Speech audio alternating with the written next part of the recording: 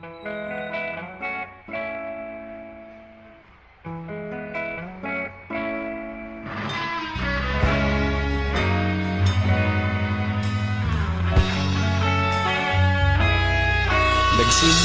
ang lahat sa eskwela, nagsama-samang 12 sa kalokohan at sa tuksuhan, hindi maawat sa isa't isa.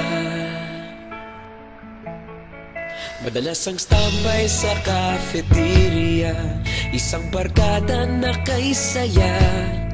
Laging may hawak-hawak na gitara, konting udyok lamang kakanta na.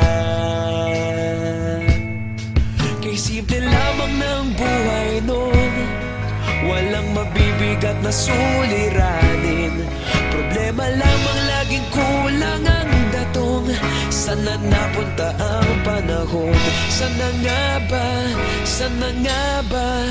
Sana napunta ang panahon? Sana nga ba? Sana nga ba? Sana napunta ang panahon? Sa unang ligaw kayo'y magkasama, magkasabwat sa pambobola. Walang sikreto kayong tinatago, okay sarap ng samahang barkada. Nagkawatakan na sa kolehiyo, kanya-kanya na ang nilakaran. Kahit minsan na lang kung magkita, pagkakaibigay hindi nawala. At kung saan na napadpad ang ilan, sa dating eskwela meron ding naiwan. Meron pa ng mga ilang nawala na lang, nakakamiss ang dating samahan. Sana nga ba? Sana nga ba?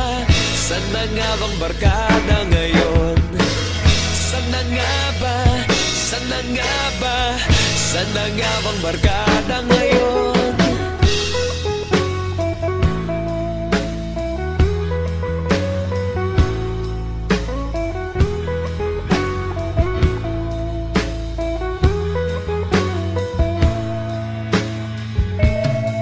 Ilang taon din ang nakalipas, wala pa sa aming tatay na nagsusumikap upang yumaman at guminhawang kinabukasan. Paminsan-minsan kami nagkikita, mga naiwan at natira. At gaya nung araw namin sa eskwela, pag magkasama'y nagwawala. Napakahirap malimutan ang saya ng aming samahan. Kahit lumipas ng ilang taon, magkabarkada pa rin ngayon. Magkaibigan, magkaibigan, magkaibigan pa rin.